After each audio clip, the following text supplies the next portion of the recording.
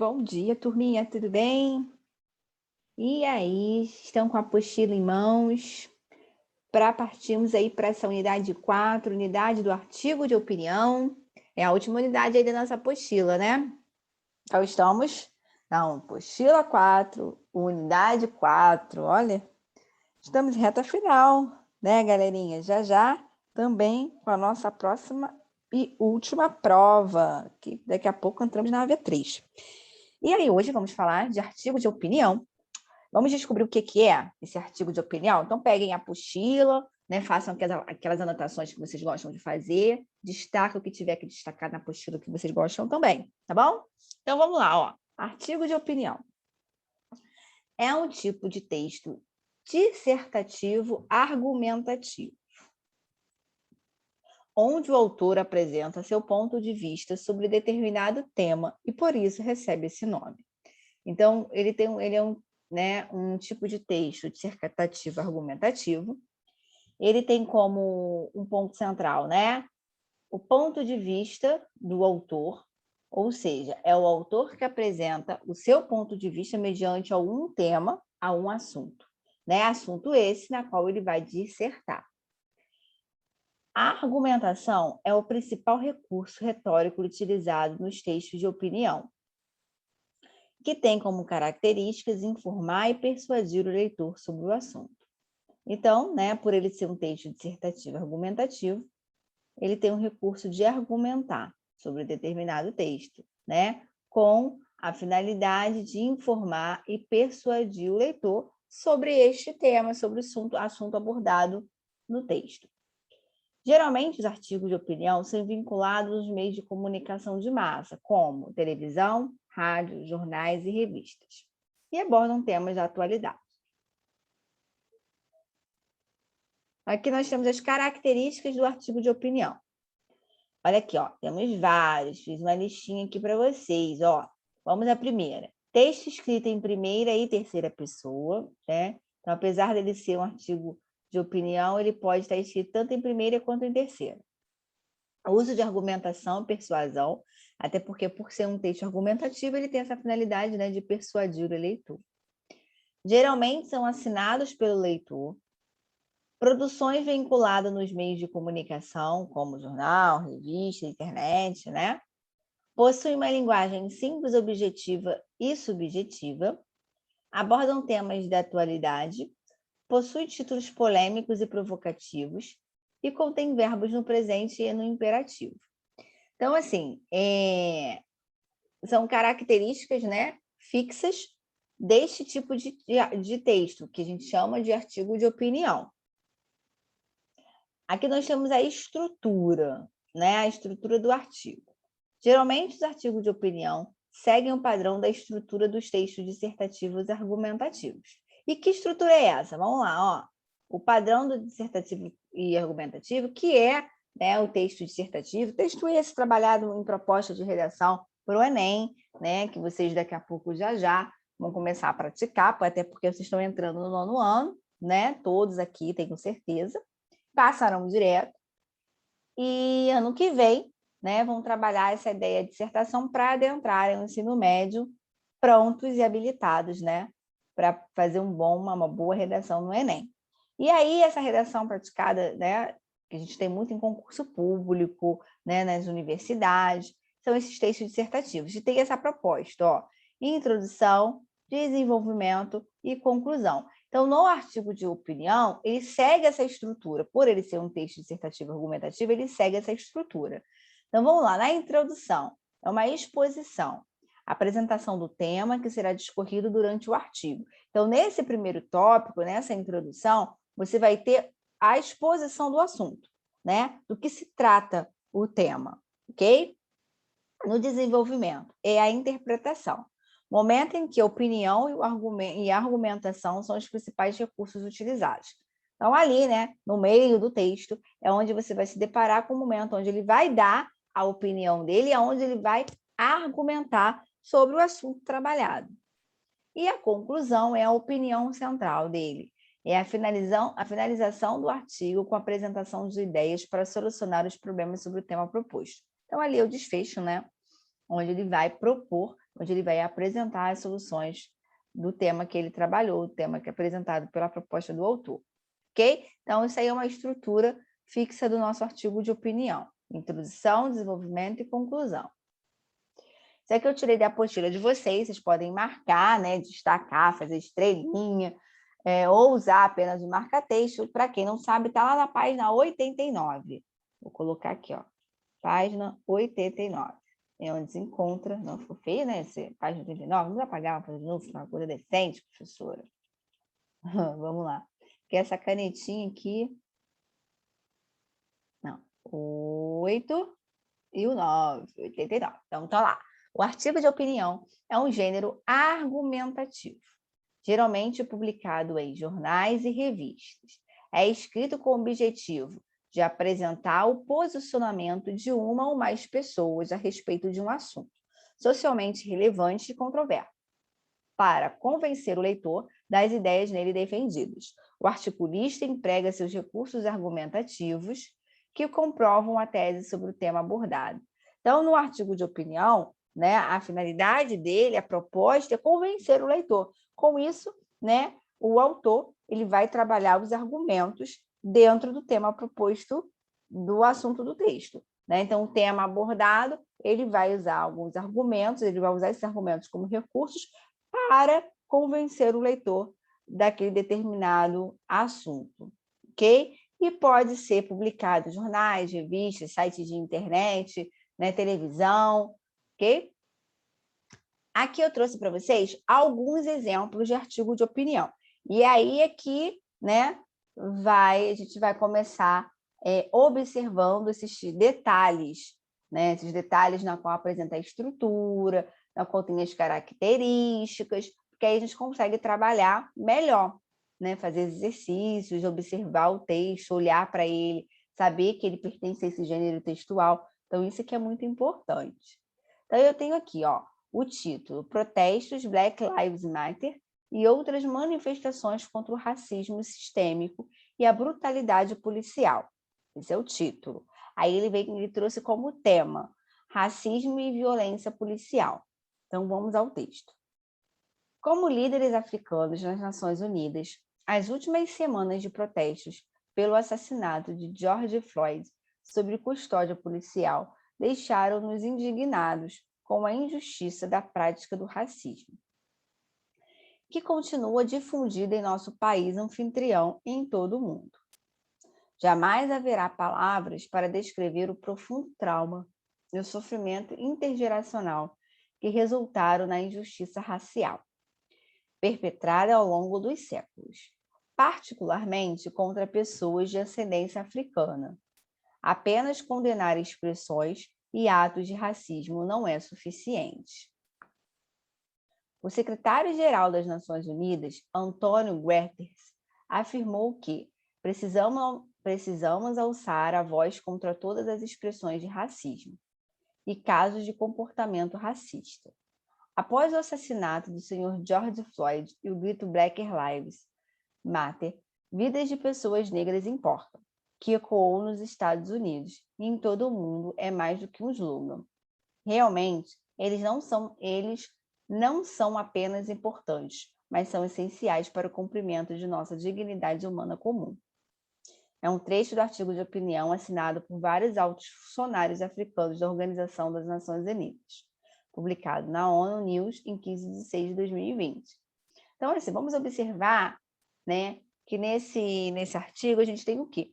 Né? Nós temos aqui, o primeiro, a introdução do texto, né, que vai tratar sobre o tema, que é o tema de racismo e violência policial.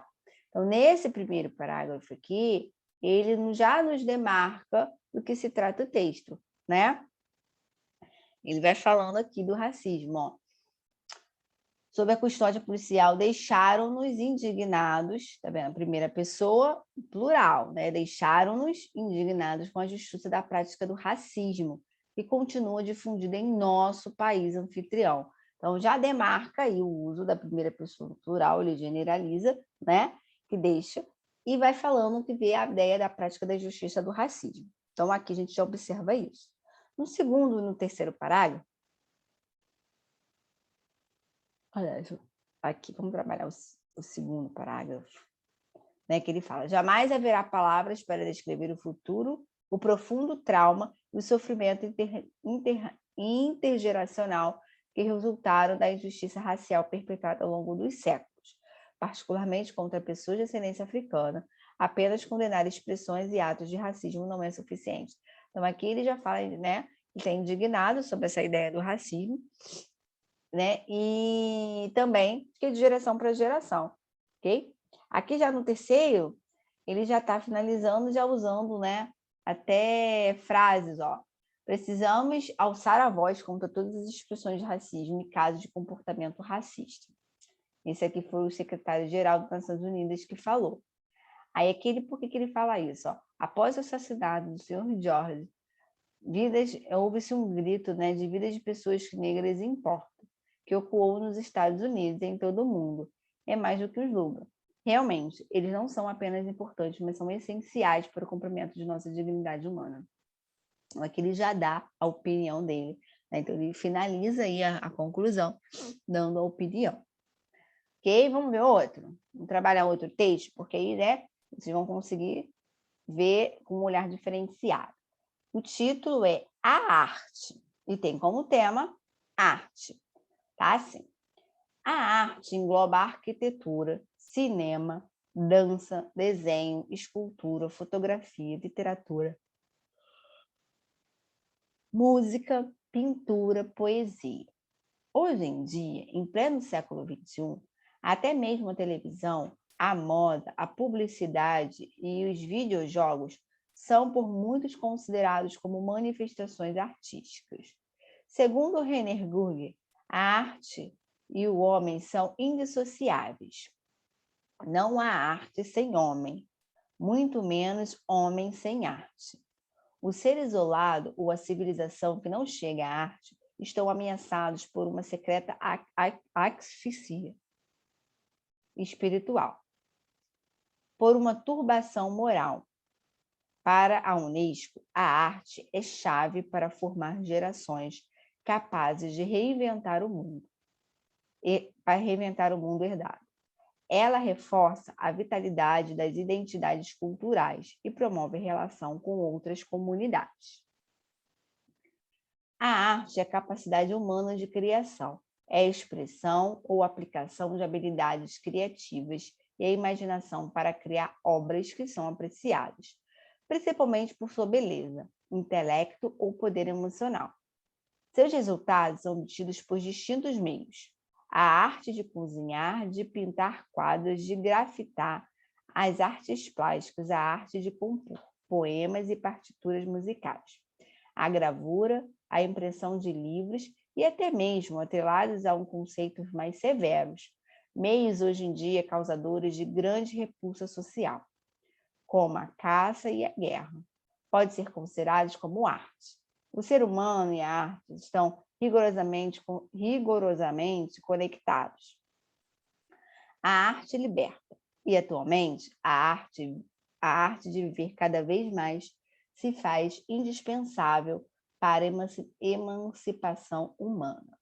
É um trecho de artigo de opinião escrito por Renato Zerbini, em Direito Internacional e Relações Internacionais, membro do Comitê de Direitos Econômicos, Sociais e Culturais da ONU, publicado no Correio Brasiliense em 26 de 1 de 2020.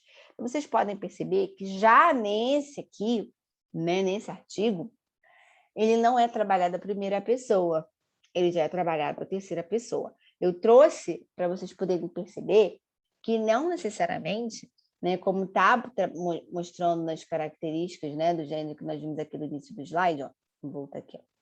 Ele pode ser escrito, ó, tá aqui, ó, em primeira e terceira pessoa. Então, eu já trouxe esses dois tipos de textos diferentes, que tem primeira e em terceira, para mostrar para vocês essa diferença, né?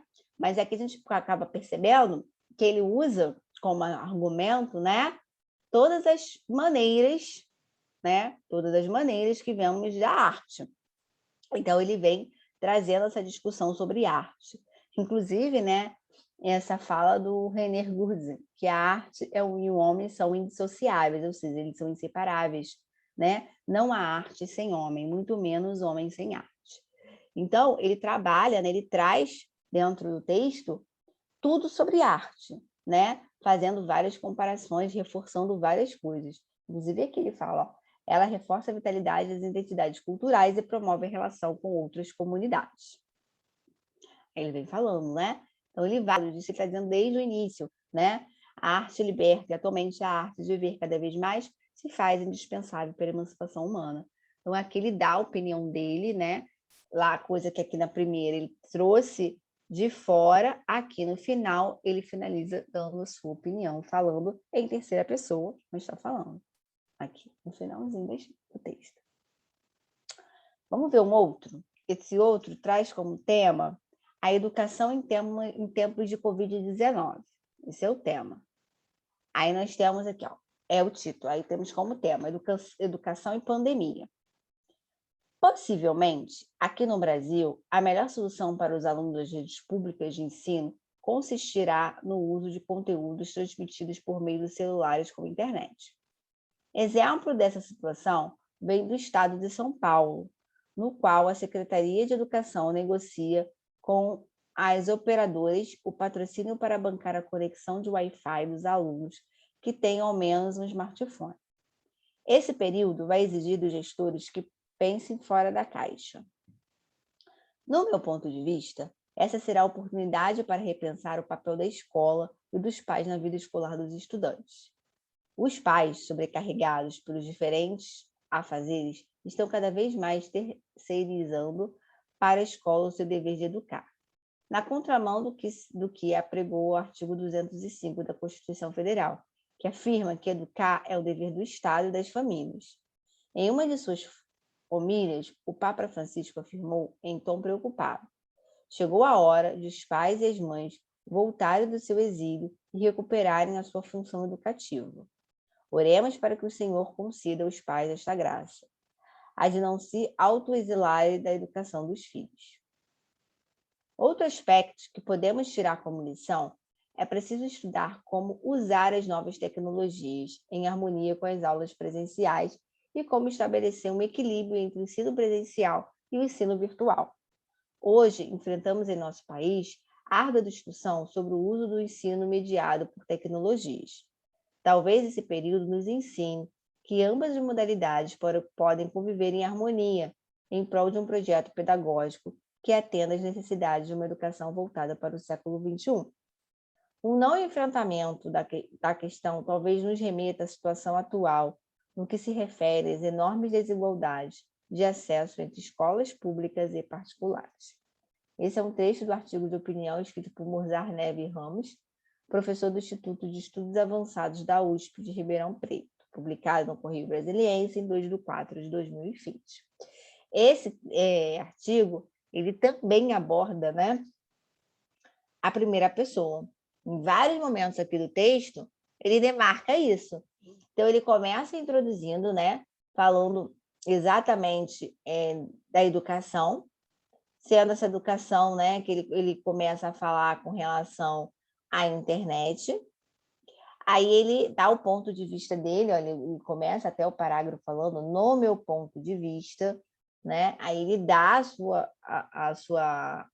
o seu ponto original, que é a ideia de mostrar que, na verdade, a escola e família, né, precisam trabalhar juntas, porém, a família está se omitindo, não ajudando, né?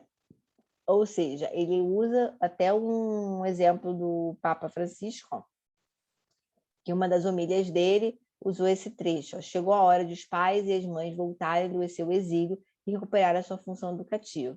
Oremos para que o Senhor conceda aos pais esta graça, a de não se autoexilarem na educação dos filhos. Então, ele usa a fala do Papa como um exemplo, né, para a sua opinião, quando ele fala, né, dessa sobrecarga da escola e que isso tem que estar dividido. Não, além desse exemplo, ele dá o da Constituição, né? Aqui, ó, do artigo 205 da Constituição Federal, que diz que confirma que educar é o dever do Estado e das famílias. E aí ele continua, né, falando em primeira pessoa, outro aspecto que podemos tirar como lição, hoje enfrentamos em nosso país, talvez esse período nos ensine, né, que talvez nos remeta à situação atual. Então, ele vai dando, né, a sua opinião ao longo do texto. Então, aqui nesse texto, diferente do que nós lemos no anterior, né, esse aqui trabalha a primeira pessoa. O anterior estava trabalhando a terceira pessoa. Mas ambos os textos, né, tanto o primeiro, quanto o segundo, quanto o terceiro, eles expõem a opinião de alguma forma, de certa forma, né? E a gente consegue perceber isso fazendo com que o texto seja um texto argumentativo e transmitindo a sua opinião também no texto. Temos mais um, ó. Esse é o título. Vale a pena investir em prevenção para evitar o bullying. Aí temos o tema, bullying escolar. Esse tipo de violência tem acontecido muito em ambiente escolar. Há versões modernas como o cyberbullying, que são agressões via internet ou celular. Reprimi-lo, como a escola e a justiça tentaram fazer, terá pouca chance de provocar uma transformação. Na verdade, a repressão impede uma mudança efetiva. Apesar desses atos serem frequentes, pouco espaço tem existido nas escolas para reflexão, havendo apenas ações repressivas quando eles vêm à tona. Ora, o ser humano tem um lado agressivo e negá-lo ou colocá-lo no fundo de um poço não impedirá sua manifestação. Pelo contrário, poderá dar-lhe forças. As ações escolares para combater o bullying devem ser no sentido de reprimi-lo, de preveni-lo, onde, mais que seguir uma conduta, o aluno possa dar sentido a ela, considerando a si e a outra parte do mundo. Quando algo é questionado e pensado, propicia a tomada de consciência de sua dimensão e importância. O outro poderá ser visto como alguém que também tem sentimentos. Um trabalho nesse sentido deve fazer parte do dia a dia de uma escola e envolver a família dos alunos. Muito do que somos e como nos expressamos tem sua origem lá. É necessário que ambos ajudem os jovens a se construir como pessoas, não só no que aprendem, mas como agem. Ó, trecho de artigo de opinião escrito por Ana Cássia Maturano, psicóloga e psicopedagoga, publicado no portal do G1 de Educação, 27/5/2010.